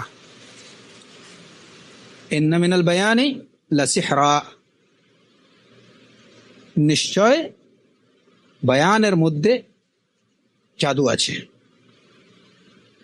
যেগুলো মানুষের কর্ণকে, মানুষের শ্রবণ শক্তিকে মোহায়িত করে, তাকে মোহাবিষ্ট করে ফেলে। দেখবেন আপনি যে বয়ান শুনে অনেকে কি করতেছে, অজুর দ্বারায় কাঁদতেছে, কিংবা সশব্দে জুড়ে জুড়ে হাসতেছে। ইন্না মিনাল বায়ানি লাসিহরা। আবার শেষ হওয়ার পরে যে ভাই কেন কাঁদলেন, কেন হাসলেন, আরে ভাই এত কিছু জানি না, যখন কাঁদার কাঁদছি তখন যখন হাসার হাসছি, বাস। ইন্না মিনাল বায়ানি লাসিহরা। ওইখানে কোনো ইলম নেই, কোনো ফিকহ নেই যেটাকে সে স্মরণ রাখবে, কিন্তু ওই সময় সে মহাবিষ্ট। বয়ানের মধ্যে জাদু আছে, এই বিষয়টা আপনাদের অবশ্যই মনে রাখা উচিত। কোনো অবস্থায় যে আমি সুন্দর, খুব সুন্দর যুক্তি তর্ক উপস্থাপনা সব কিছু অত্যন্ত সুন্দরভাবে উপস্থাপন করা হচ্ছে, হ্যাঁ, খুব সুন্দর কথাবার্তা বলা হচ্ছে, একদম স্বচ্ছ পরিষ্কার, হ্যাঁ, বোধগম্য, এইটাই হক্কানিয়তের পরিচয় না, বা এইটাই এই কথা যে সত্য, এটাই যে হক, এইটার পরিচয় আদৌ না। এটা কি? এটা হতে পারে এই যে বয়ানের আকর্ষণ, যে আকর্ষণের দ্বারা আপনি বিমোহিত হয়েছেন। অতএব এ বিষয়ে খুবই সতর্ক এবং সাবধান থাকতে হবে।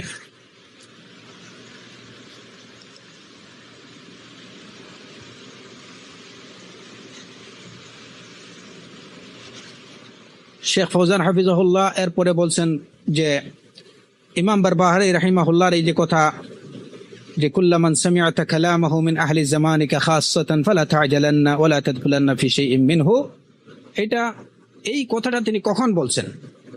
যে তুমি যার কথাই শুনবে তোমার সমসাময়িক, হ্যাঁ, বিশেষ করে তোমার সমসাময়িক যার কথাই তুমি শুনবে তোমার সমকালীন, তুমি কি করবে না? ফালা তা'জালান্না, তুমি ওই দিকে দ্রুত অগ্রসর হয়েও না, তার ওই বিষয়বস্তুর মধ্যে তুমি দ্রুত ঢুকতে যেও না। এই কথাটুকু ইমাম বারবাহারি রাহিমাহুল্লাহ কখন বলছেন? তিনি তার সময়ের কথা বলছেন, তার সময়ে ওইটুকু কথা বলছেন। আর ইমাম বারবাহারি রাহিমাহুল্লাহ তিনি ছিলেন ইমাম আহমদ রাহিমাহুল্লাহর প্রায় সমসাময়িক, তার ছাত্রের ছাত্র পর্যায়ের। ওই সময়েও তিনি এইটুকু বলছেন।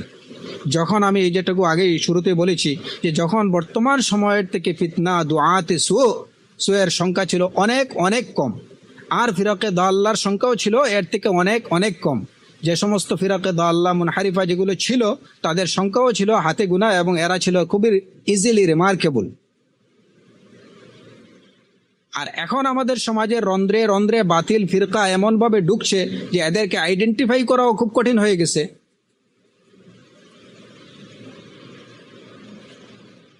এদেরকে চিহ্নিত করা এটাও খুব কঠিন হয়ে গেছে। তো ইমাম বারবাহারি রাহিমাহুল্লাহ তিনি তার সময়ের, ওই সময়ে যখন ফিতনা এখনের তুলনায় হাজারো গুণ কম ছিল, তখনও তিনি বলছেন যে তোমার সময়ের কারো কোনো কথা শুনেই তুমি দৌড় দিও না, ওই বিষয়ে দ্রুত ঢুকতে যেও না। তাহলে বর্তমান প্রেক্ষাপটে এই কথাটুকু আরো কত বেশি প্রযোজ্য, এটা কি বলার অবকাশ রাখে? আমরা যে সময়ে, এই সময় কি আসরুল আহওয়া, আসরুল জাহাল, হ্যাঁ, সব দিকে যেখানে মানুষ নিজের মানে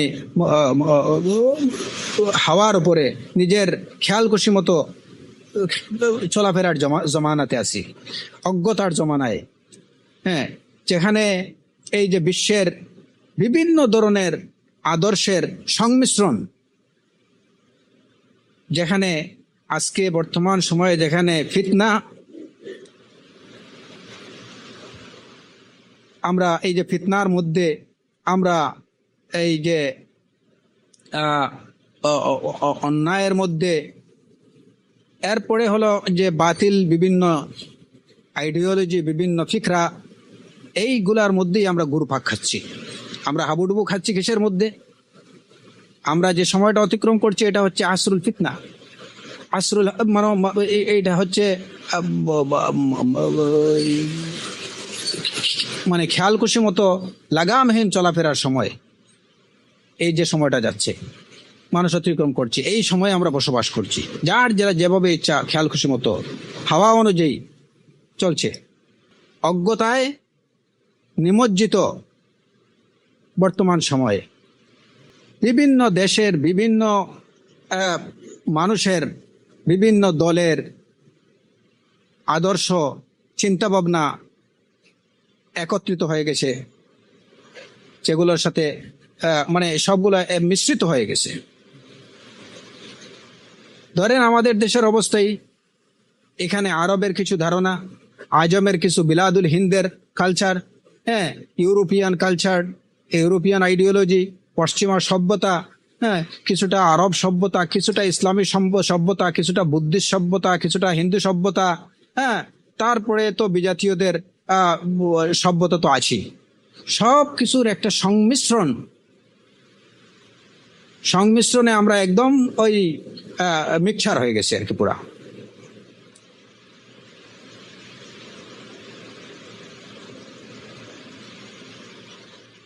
আমরা ফিতনার মধ্যে, চতুর্দিক থেকে ফিতনার মধ্যে হাবুডুবু খাচ্ছি। আর ওইদিকে দুশ্মনরা, ইসলামের দুশ্মনরা অত পেতে আছে যে এই সুযোগে আমাদের দিনকে পুরোপুরি একদম সম্পূর্ণভাবে উলট পালট করে ফেলতে। যেটা দিন না ওইটাকে দিন সাব্যস্ত করে যেন আমরা করে ফেলি, আর যেটা দিন সেটাকে যেন আমরা বেদিন অথবা গায়রুদ্দিন হিসাবে, এটা দিন না হিসাবে, দিন বহির্ভূত হিসাবে আমরা আখ্যায়িত করি। তারা এই অপেক্ষায় আছে, আর আমাদের জন্য সব উপকরণ আমাদের জন্য তৈরি করে দিচ্ছে। নেন এইগুলা ইউজ করেন, আপনারা ফ্যাসিলিটি বুক করেন, আর বাস এই ফ্যাসিলিটি দিয়ে দিছে। বিজাতীয় সভ্যতা, বিজাতীয় কৃষ্টি কালচার, এগুলার মানে চর্চা, এগুলার ইউজ একদম সহজলভ্য করে দেওয়া হয়েছে হাতের নাগালে। এগুলা ব্যবহার করেন আর দিন ভুলে যান। দিন বহির্ভূত যেটা ওইটাকে দিন বানিয়ে ফেলেন, আর যেটা দিন সেটাকে দিন থেকে আউট করে দেন। বাস্তবতা হচ্ছে সেটাই। আজকে দেখেন আমাদের বাংলাদেশের অবস্থা। এই যে হয়তো মনে হয় আর একদিন না 2 দিন পরে এই যে বৈশাখী অনুষ্ঠান, সুবহানাল্লাহ, মুসলমানদের মনে হচ্ছে তাদের অবস্থা, তাদের শপিং এবং তাদের যে এই যে বর্তমান এই গত 1 সপ্তাহের যে চলাফেরা, মনে হচ্ছে যেটা দেখা যায় যে সাধারণত ঈদের সময় এর থেকেও বেশি উৎসবের আমেজ বিরাজ করছে তাদের মধ্যে। কি পহেলা বৈশাখকে ওনারা বরণ করবেন। ওয়ালা হাওলা ওয়ালা কুওয়াতা ইল্লা বিল্লাহ। ডাক দিচ্ছেন ওনারা, এসো হে বৈশাখ। তো বৈশাখ যখন তার ভয়ঙ্কর রূপ নিয়ে আসে, তখন আবার ওইটাকে গালি দেয় কাল বৈশাখ। আল্লাহুল মুস্তাআন। ডেকে নিয়ে আসলো, আবার যখন ওইটা তার রুদ্রমূর্তি ধারণ করলো, আল্লাহ সুবহানাহু ওয়া তাআলার নির্দেশে যখন তার সামান্য আযাবের প্রতিফলন এর দ্বারা হলো, তখন বলে এটা কাল বৈশাখ। তো কাল বৈশাখ তো ওইটা থেকে ডেকে তুই আনবি কেন? কেন তাকে নিয়ে তোর এত উৎসব? কেন তোর ওটাকে নিয়ে তোর এত এত এত ফুর্তি? কিসের ভিত্তিতে? আবার নিজেকে মুসলমান বলে দাবি করা? কোন যুক্তিতে, কোন সনদের ভিত্তিতে? তো এটা কিসের কারণে হচ্ছে? ওই যে বিজাতীয় সভ্যতার সাথে মুসলমানরা একদম একাকার হয়ে গেছে। এখন মনে করতেছে যে না, এটা আমাদের সভ্যতা বা আমাদের যে আমরা মুসলমান, আমাদের পারস্পরিক সৌহার্দ্য সম্প্রীতি, আমরা খুব লিবারেল, এই বিষয়টাকে প্রমাণ করারই একটা প্রয়াস। এবং বুঝাতে চাইছে যে এটা আমাদের দিন, এটা আমাদের দিন, দেখো যে কত উদার দিন। আমরা কিভাবে অনায়াসে বিজাতীয় সভ্যতাগুলো আমরা চর্চা করতে পারি। আমাদের মধ্যে কোনো রাগ ডাক কিছু নেই, আমরা খুবই লিবারেল, আমরা সংকীর্ণ মনা না। আজকে আমাদের পার্শ্ববর্তী দেশে তারা যেখানে তাদের সভ্যতা বা এটা তাদের সভ্যতার অনিবার্য অংশ বলতে হয়, যে সমস্ত উৎসব বা যে সমস্ত আমেজকে, এইগুলোকে মুসলমানরা নির্দ্বিধায় পালন করছে এবং তারা বলতেছে যে এইটাই হচ্ছে আমাদের সৌহার্দ্য এবং সম্প্রীতি এবং সহ অবস্থানের একটা বহির্প্রকাশ। এবং ইসলাম যে কত উদার একটা ধর্ম, আমরা কত সহজে সবকিছু মেনে নিতে পারি, তারই একটা বহির্প্রকাশ মাত্র, আর কিছু না। আল্লাহ সুবহানাহু ওয়া তাআলা এইরূপ পরিস্থিতি থেকে এবং এইরূপ ধ্যান ধারণা থেকে মুসলমানদেরকে হেফাজত করুন। যদি প্রত্যেকটা জাতি যদি তার নিজের স্বকীয়তা, নিজের বৈশিষ্ট্য যদি নিজেরা বুঝতে না পারে, তাহলে তার জাতিসত্তার আর অবশিষ্ট থাকে কি?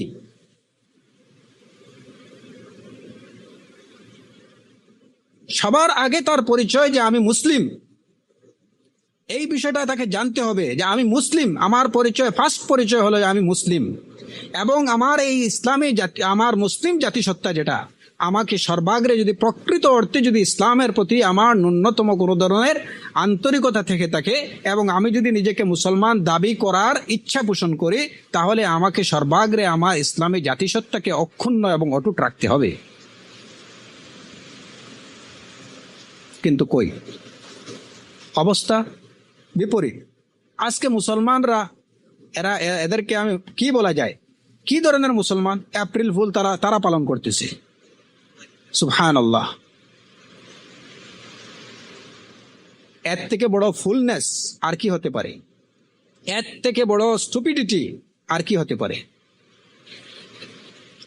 এটা হচ্ছে এই যে শত্রুরা এইটাই চায় যে দিনটা যেন পুরাপুরি উলট পালট হয়ে যায়। যেটা দিন সেটা যেন মুসলমানরা তাদের দিন থেকে, ধর্ম থেকে সেটাকে আউট করে দেয়, আর যেটা দিন না সেটাকে যেন দিনের অন্তর্ভুক্ত করে ফেলে।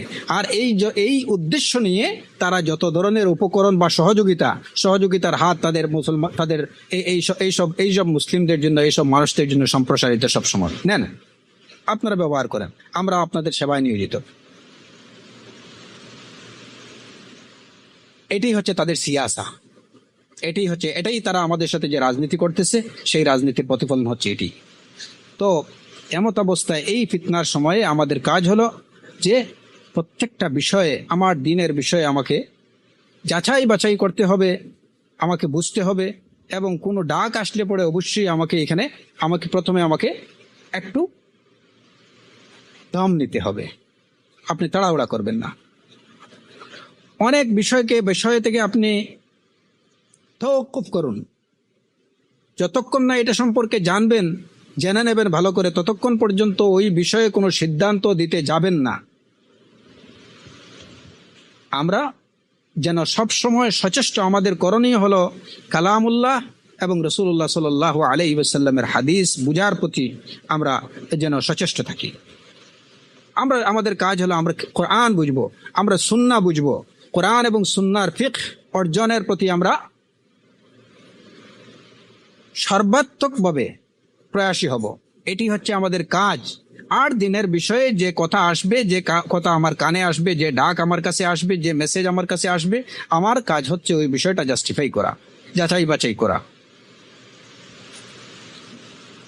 দ্বীনের জ্ঞান অর্জন করা।